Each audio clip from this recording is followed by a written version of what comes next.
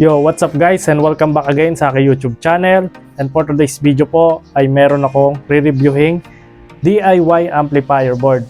Ayan, ang model po nito is D2000A. At kung naghahanap po kayo ng pangmalakasang amplifier, baka ito po ay magustuhan nyo. And then guys, papasalamatan ko lang po yung fixitproshop.ph sa Shopee dahil sila po yung nagpadala ng unit na to sa atin para ma-review natin. Pakipollow na lang din po yung shop nila na fixitpro.ph. Mga legit naman po yung mga product na tinitinda nila doon. Guys, ito na yung ating amplifier board na model na D2000A. So dito sa kahon, meron po silang nakalagay na 4 na model. Hindi ko lang sure kung magkakaiba ba talaga sila na specs or sa color lang ng plate na ginamit. At dito pa lang sa kahon, kitang-kita na natin na nakalagay is 2.1 channel audio amplifier ito.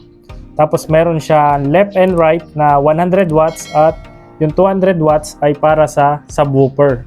Sa package inclusion naman o yung mga kasama nitong amplifier, meron siya kasama ditong manual at product parameters, remote na malaki, DC adapter, AAA na battery para sa remote, at itong AC cable. So guys, kung galing ka sa mga D10 amplifier, D50, D100 ay wala na, finish na. Ito na po ang totally game changer. Sobrang ganda at premium ng datingan nito.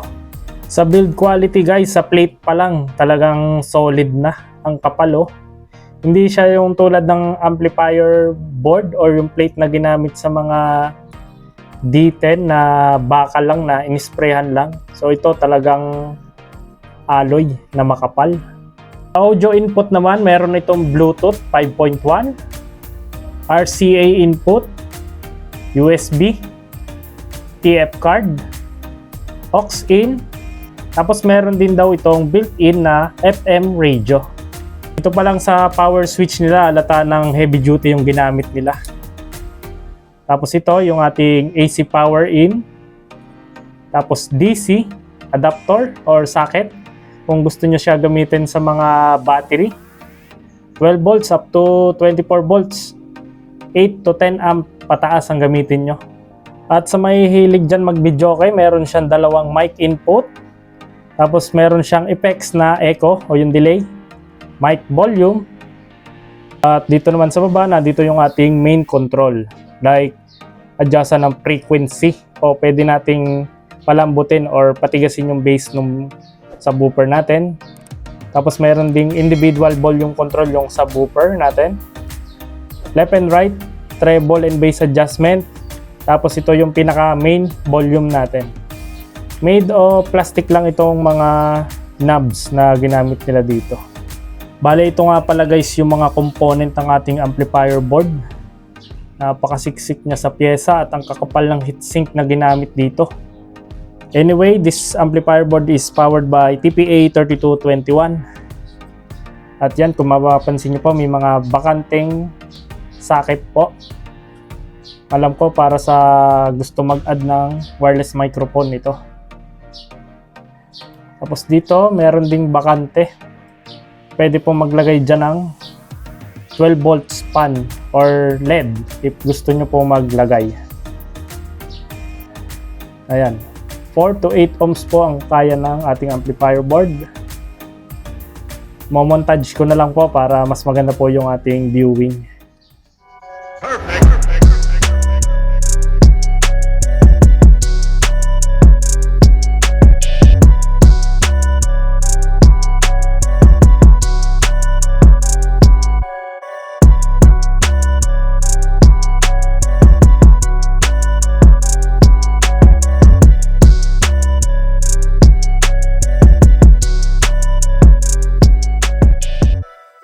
Ayun guys, bali na setup ko na ito ang ating amplifier board at bali isa lang pala yung available ko ditong magagamit na speaker at car speaker pa talaga yung available sa akin.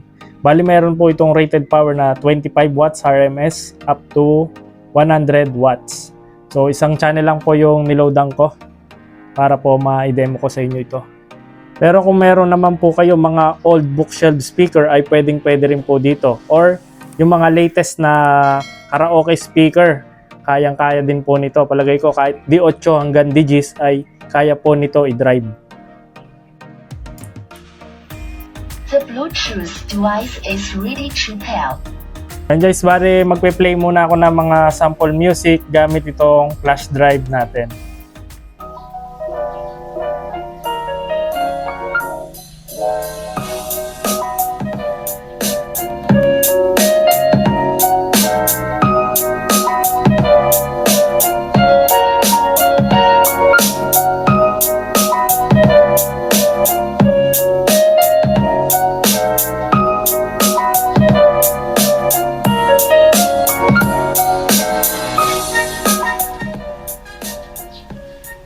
Grabe guys, ang lakas niya. Lalo na siguro kung dalawa tong car speaker na ginamit ko dito.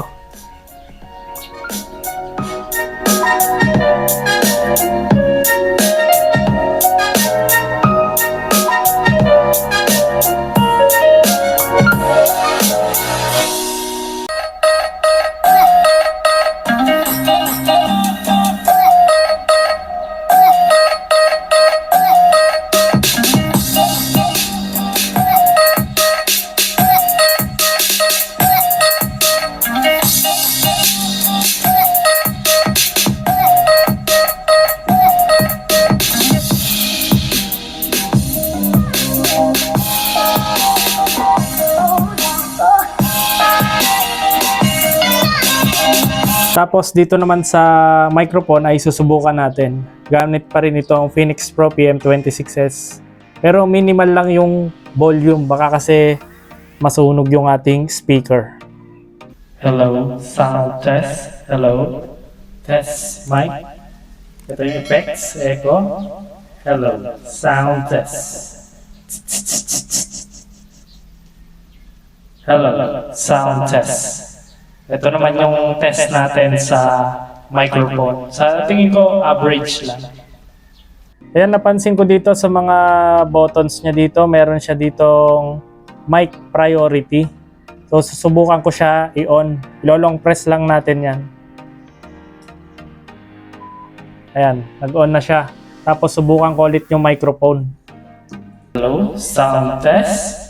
Meron bang pinagbago yung naka-on yung mic priority? Sa palagay niyo guys, comment down below naman kayo dyan. Ngayon naman guys, subukan natin yung kanyang subwoofer na 200 watts. So meron ako dito na crown na woofer na D12.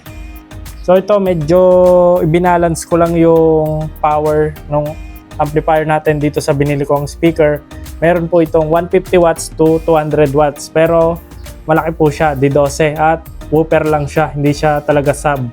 Pero dahil meron tayong audio processor dito ay mawawala din yung kanyang boses dahil dito sa frequency na to, sa low pass filter.